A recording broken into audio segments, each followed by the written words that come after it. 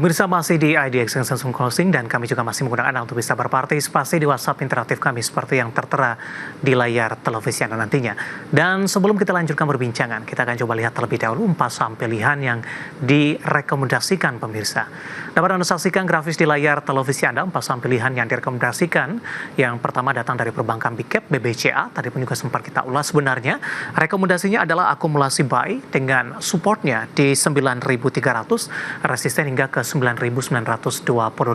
Kemudian ada PTRO, buy on support di 3170, 4450 dari sisi resisten. Kemudian juga ada CBDK dan PANI, tadi pun juga sempat kita ulas sebenarnya. Rekomendasinya adalah buy on weakness. Untuk CBDK supportnya di 8250, resistennya hingga ke 10.100. Sementara PANI supportnya di 11.400, resistennya di 18.300. Range pergerakannya cukup lebar pemirsa dari support dan resistennya. Dan lagi-lagi keputusan investasi tetap ada di tangan pemirsa IDX Channel. Pak Andri, kita lanjutkan kembali 4 saham pilihan yang Anda rekomendasikan. Langsung saja kita ke BBCA, Pak. Tadi pun juga sebenarnya sudah kita ulas, Pak Andri, untuk BBCA. Akumulasi buy-nya di level berapa, Pak, untuk BBCA? Dan kenapa BBCA masih menjadi pilihan jika dibandingkan dengan perbankan big cap lainnya, Pak Andri? Yang pertama, kalau BCA sendiri emang lihat dari kinerja pun dia masih sekarang year to date-nya masih lebih baik ya dibandingkan Mandiri yang sudah minus di atas 5%, BRI dan juga dengan BNI. Jadi di antara yang saham yang telat penurunannya adalah BCA. Jadi ini nomor 1, nomor 2 juga terlihat juga asing. Untuk safe haven biasanya kondisi tidak tergejolak selalu BCA itu selalu yang paling minim ya persentase penurunannya. Meskipun sekarang turun pun ya saya pikir wajar ya, karena seharusnya dari kemarin karena kemarin kan market lebih cenderung atau fund atau asing menjual saham BRI. Nah sekarang berbalik menjual, asing berbalik switching ke buy BRI, jadi mereka sell untuk profit taking di BCA. Jadi saya pikir support berikutnya adalah 9250 sampai dengan 9025. Sementara low sebelumnya kan di tahun kemarin berada di 8725. Jadi saya pikir untuk jangka menengah sih arahnya ke 9.025 sampai 8.025 lagi. Tapi kalau untuk jangka pendek, terkira di atas 9.000 masih kuat untuk kita cicil beli. Untuk targetnya masih 9.750 sampai dengan 9.950 menjelang dividen.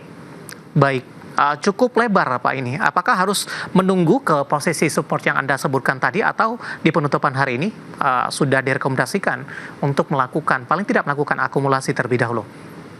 Ya, kalau ini penurunannya cukup dalam ya, Rp105. Ini berarti ini wave 3 juga, wave 3. Jadi dalam floating wave itu kan 1, 3, 5. Ya, 3 itu paling panjang. Berarti masih ada lagi 5 yang paling nanti yang lebih rendah lagi. Jadi artinya kalau kondisi seperti ini berarti kita mendingan nunggu, cicil beli aja, mendingan ini sekarang di 9.400, 9.200 atau dengan 9.025. Karena kenapa? Karena kita ini kan masih banyak event-event penting kan, dari kebijakan Trump, nanti ke depannya juga akan bikin goyang market juga, tambah juga The Fed juga, ditambah juga dividen juga. Kita belum tahu nih apakah sesuai ekspektasi pasar atau di bawah ekspektasi pasar. Jadi kalau di bawah ekspektasi pasar untuk dividennya di bawah 10%, nih market mungkin akan selling lagi.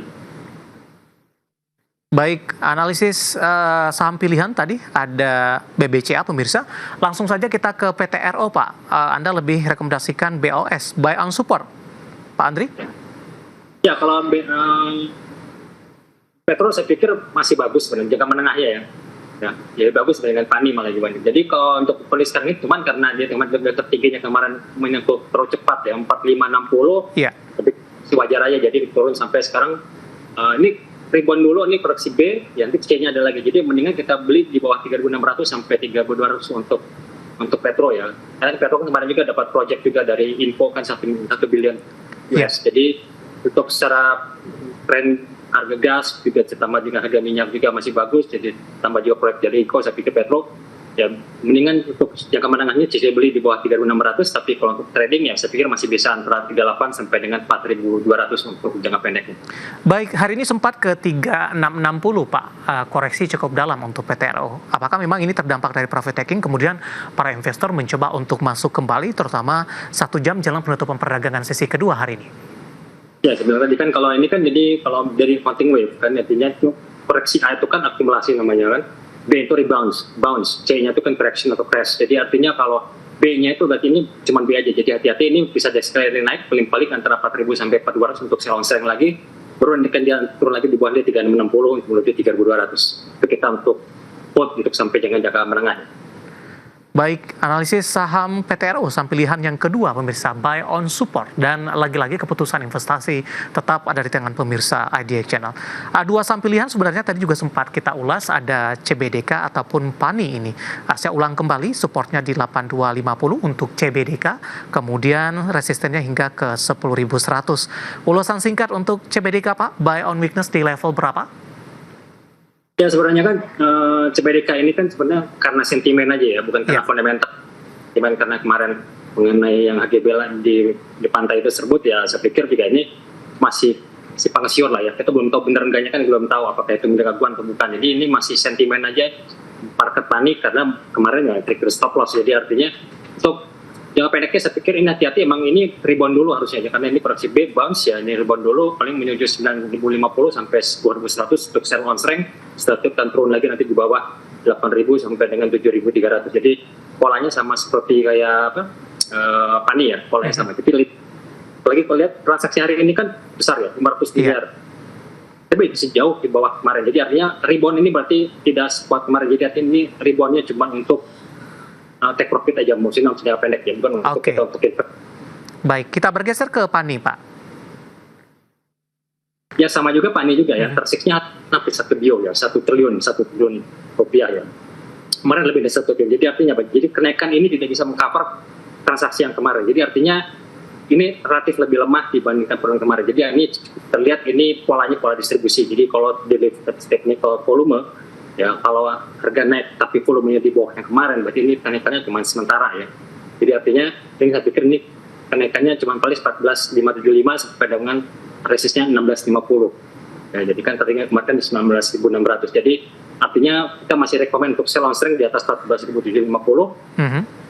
Low lagi nanti di bawah low hari ini di 9.300, masalah 9.375 menuju targetnya sebelah tadi di 8.000. 8.000 itu di 60 weekly MA ya, Baik, 4 saham pilihan yang direkomendasikan ada BBCA, PTRO, kemudian juga ada CBDK dan juga ada PANI. Dan lagi-lagi keputusan investasi tetap ada di tangan pemirsa IDX Channel. Kita sudah sampai di segmen terakhir dan terima kasih untuk yang masih bergabung bersama dengan kami. Pak Andri, kita lanjutkan kembali Pak, Bapak Jason dari Jakarta. Langsung saja, waktu kita cukup terbatas, menanyakan ISAT. Ditutup flat hari ini di 2.330 support dan resisten selanjutnya. Ya kalau ISA sendiri kan kemarin baru masuk ini ya, perubahan konstituen kalau nggak salah ke 45 atau 400 kepala gitu. Jadi kalau lihat secara teknikal sih dia harusnya bisa rebound dulu ya, karena ini kan versi 4-nya masih jalan, tapi kalau secara ininya medium termnya sih hati-hati masih belum bottom ya, jadi masih bisa di bawah 2100 sampai 2000 lagi. Jadi kalau untuk jangka pendek ini saya pikir bisa dimanfaatkan karena sentimennya lebih bagus dan juga kondisinya sudah oversold. Ya, ada pola double bottom, jadi seharusnya bisa menuju di sini ada intraday gap-nya di 2410 sampai dengan di sini 2480 untuk ISA. Jadi kenaikannya terbatas ya, masih di bawah 2500. Baik, Bapak Samekto dari Surabaya menanyakan saham SSIA Pak. Posisinya apa di support yang kuat? Apakah ada sinyal mengalami kenaikan? Tidak, support dan resisten selanjutnya. Jadi kalau untuk SSIA hati-hati ya, ini di sini koreksi ini sekarang ini untuk yang weekly-nya masih di web versi C-nya, jadi artinya new low-nya akan terjadi. Jadi kalau untuk jangka pendeknya saya pikir ini karena kemarin dia naikkan cuma karena isu BYD kan mau bikin pabrik isu bank.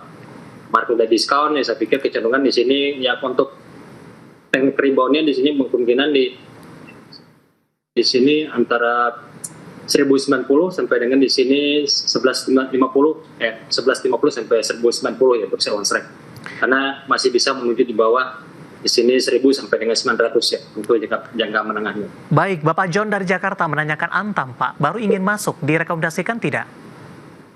Ya rekomend masuk bisa aja, tapi karena turun dulu ya, karena juga Antam kan sebenarnya lebih kecenderungan fokusnya kan ke nikel dibandingkan goldnya. Goldnya sih masih bagus, tapi nikelnya kan masih distribusi yang masih di bawah $16.000 per metric ton. Jadi artinya kalau untuk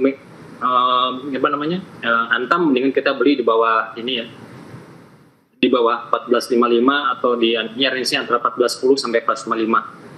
Ya, untuk jangka pendek targetnya di sini resistnya di 15.50 sampai dengan di sini ada intraday gap-nya di 16.10. Jadi range-nya antara pas 400 sampai 1.600 untuk antap.